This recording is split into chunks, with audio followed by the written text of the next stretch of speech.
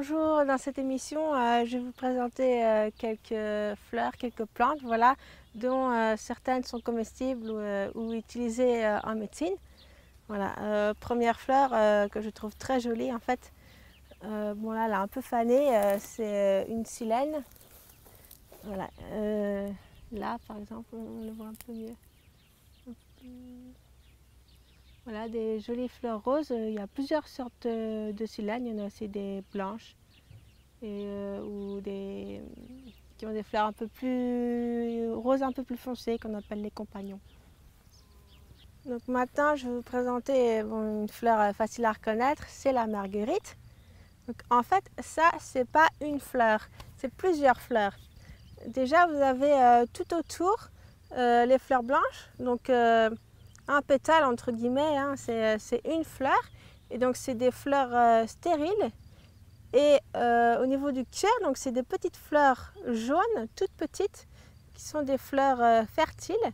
Donc les marguerites, comme les pâquerettes, hein, font partie de la famille des composées ou astéracées. Hein, c'est la même famille, pour dire justement qu'on a différentes fleurs ensemble. Donc la marguerite est une plante comestible. Donc on peut soit manger les jeunes feuilles, ou les fleurs aussi, ainsi que les boutons. Donc c'est très parfumé, très bon. On peut mettre dans les salades par exemple. Donc là vous avez les bleuets, facile à reconnaître pour leur couleur bleue. Et c'est pareil, donc c'est des fleurs qui appartiennent à la même famille des marguerites, composées ou astéracées.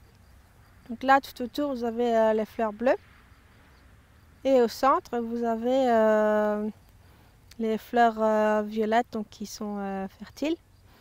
Voilà. Et le bleuet est une plante qui est bonne pour les yeux. Vous pouvez aussi faire des tisanes à base de bleuet. Et donc c'est bien pour les problèmes d'yeux.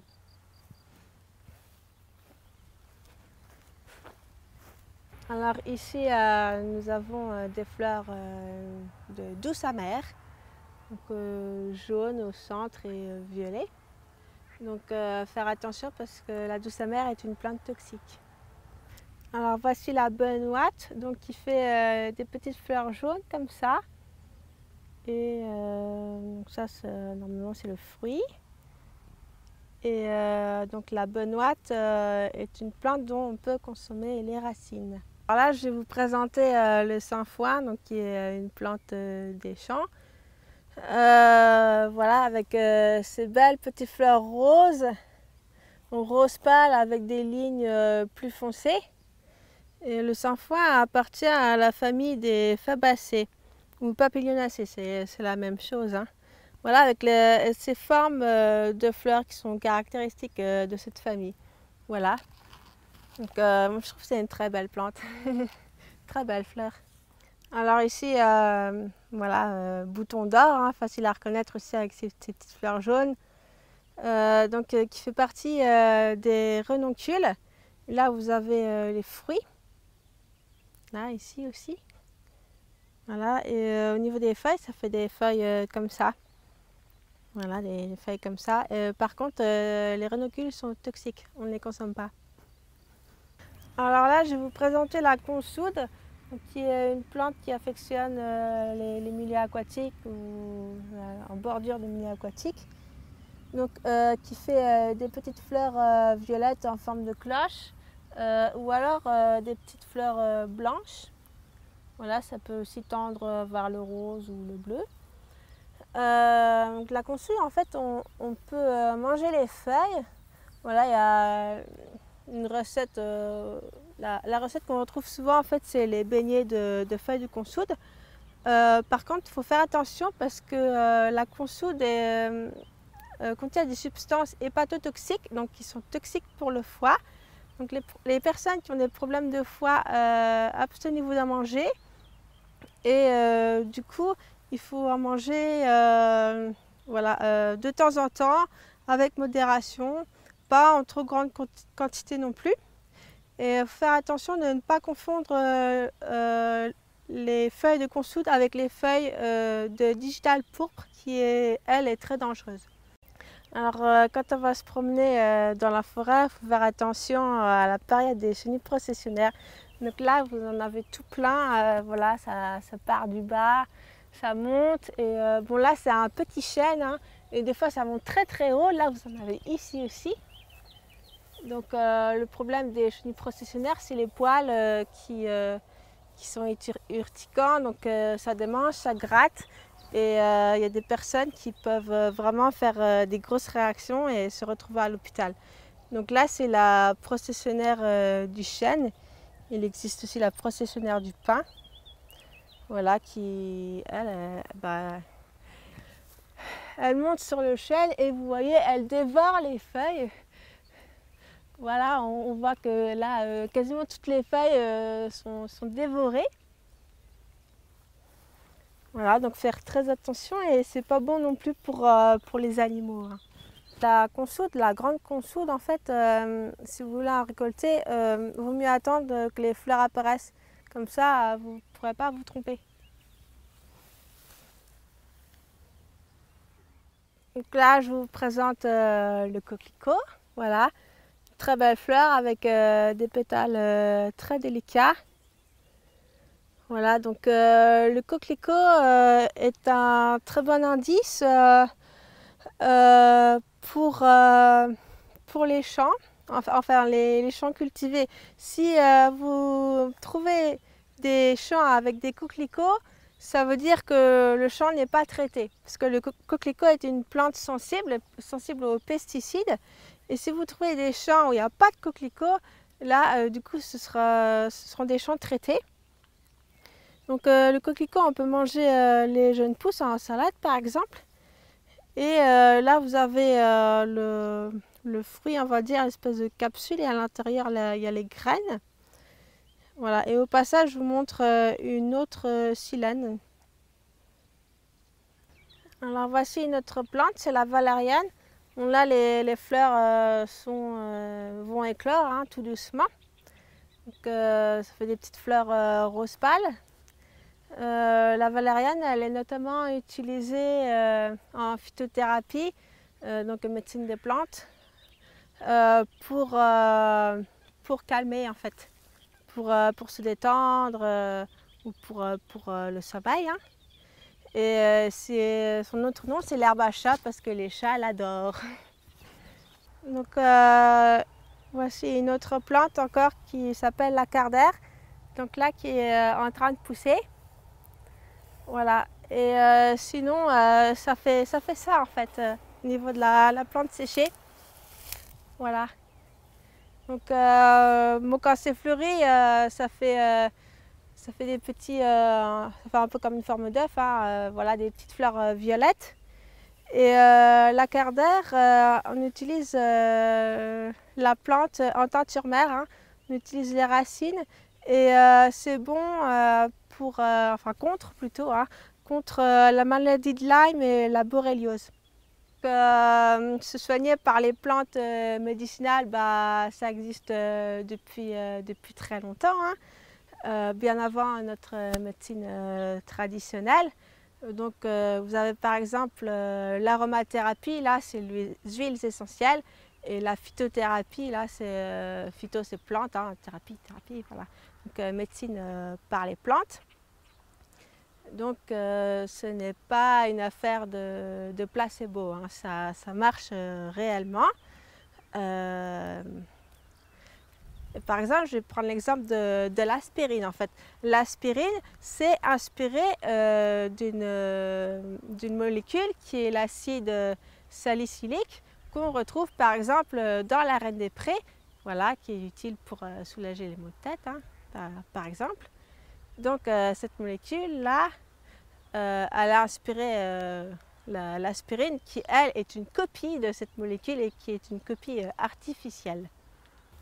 Donc, dans l'usage des plantes médicinales, vous avez tout ce qui est tisane, bien sûr, les décoctions, les teintures mères, des choses comme ça, les lotions, les onguents.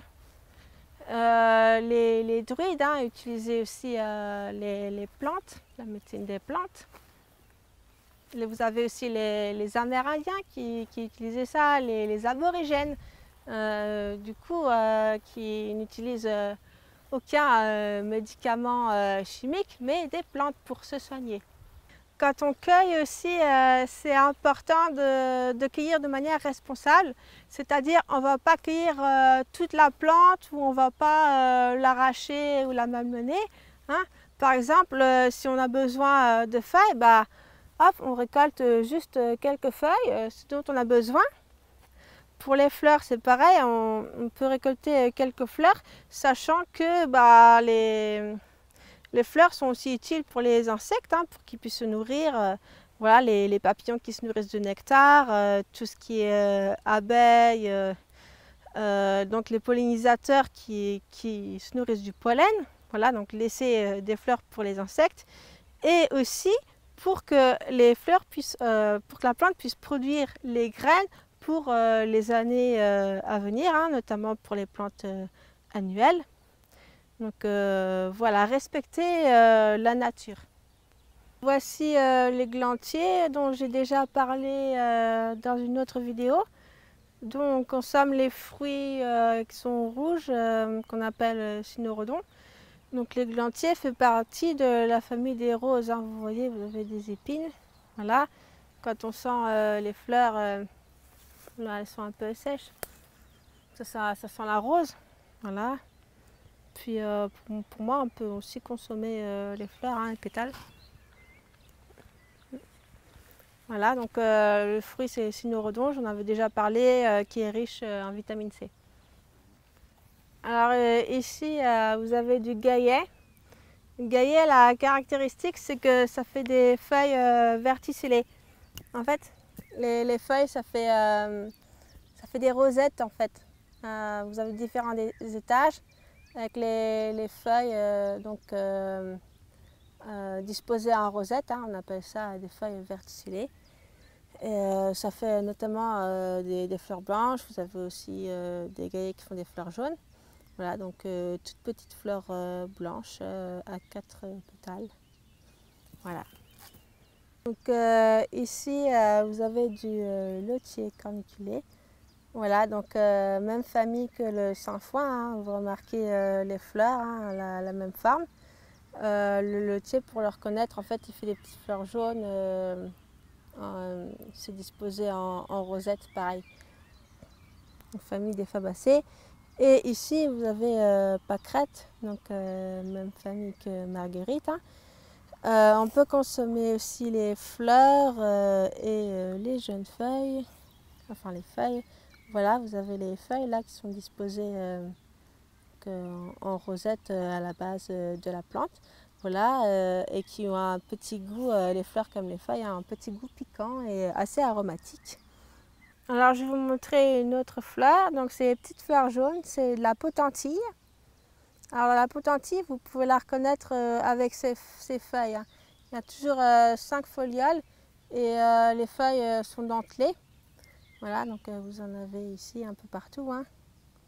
Voilà, 5 à chaque fois et feuilles dentelées. Et maintenant, je vais vous présenter les plantains. Donc vous en avez de deux types. Déjà, vous avez plantain lancéolé, donc qui fait des feuilles allongées. Voilà.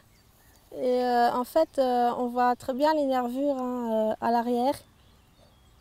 Voilà, donc on consomme plutôt les jeunes feuilles crues. On peut faire des pestos de plantain aussi, c'est très bon. Et ça a un petit goût de champignon. Et là, vous avez un autre plantain, c'est plantain majeur.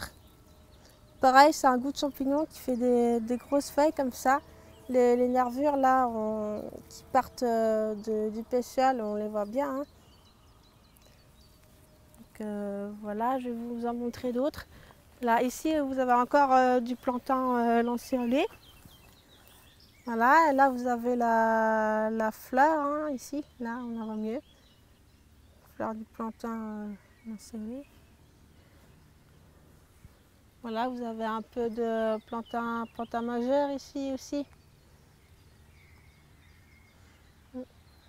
Donc Voilà, très bon en pesto sur des petites biscottes par exemple. Ouais, j'aime bien ça. Alors je vais vous présenter une autre plante. Donc c'est la grande bardane, hein, caractérisée pardon, par ses très grandes feuilles. Voilà. Donc la bardane, on peut consommer les jeunes tiges. Bon là, elles n'ont pas encore trop poussé, elles sont en train de pousser. Là, on voit les petites feuilles là qui apparaissent. On pèle en fait la jeune tige et on peut la consommer crue ou cuite. On peut aussi consommer les pétiales de la plante. Bon, moi j'ai déjà essayé, j'ai pas trop aimé en fait parce que c'est assez fibreux, assez filandreux. On peut, en fait, on les gratte hein, avec un couteau, voilà, pour enlever les poils, et puis on les blanchit. Par contre, il vaut mieux consommer les jeunes pétiales. Hein. Donc qu'on blanchit. Et puis en phytothérapie et aussi pour consommer, enfin pour manger comme ça, on peut consommer les racines. Les racines en phytothérapie, elles sont très bonnes pour le foie et aussi tout ce qui est problème de peau, l'acné ou le psoriasis par exemple. Voilà, donc c'est une plante qui peut être consommée comme légume ou comme utilisée comme plante médicinale à des fins thérapeutiques.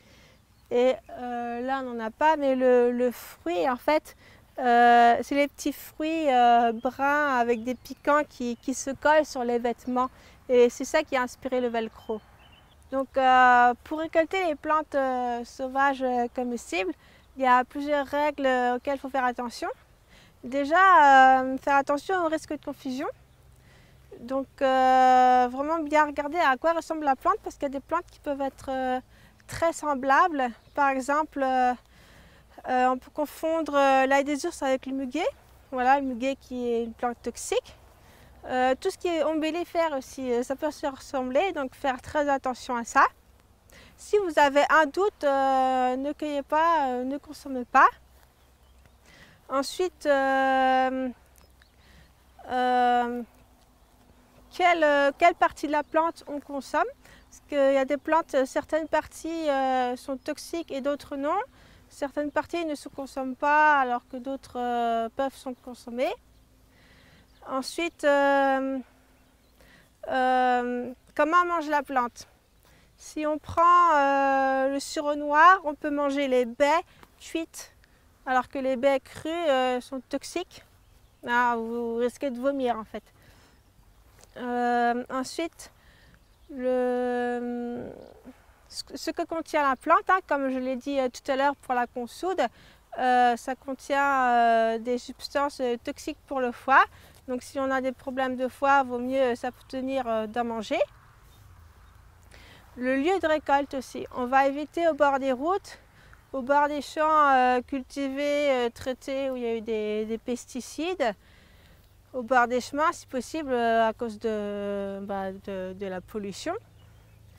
Faire attention aussi pour certaines plantes par rapport à l'échinococose, donc voilà, qui est une maladie qui est transmise à cause des déjections du renard par exemple, hein, et la douve du foie. Donc la douve du foie, c'est un tout petit, un ver minuscule. Donc là, c'est plus si vous avez du bétail près de zones aquatiques, on va dire. En fait, la douve de foie vit plus dans les milieux aquatiques et ça peut être très dangereux pour le foie. Hein. Donc, par exemple, si vous récoltez du cresson, voilà, qui pousse dans ces milieux-là, hein, les milieux humides, voilà, près des petits ruisseaux, par exemple, vérifiez bien toutes vos plantes ou alors vous les cuisez. Par contre, si vous récoltez, si vous trouvez ça en forêt et qu'il n'y a pas de bétail à côté, là, vous risquez rien. Donc voilà pour certaines règles. Voilà, faire attention. Sur ce, si vous voulez vous lancer dans la récolte de plantes sauvages, bonne récolte et à bientôt.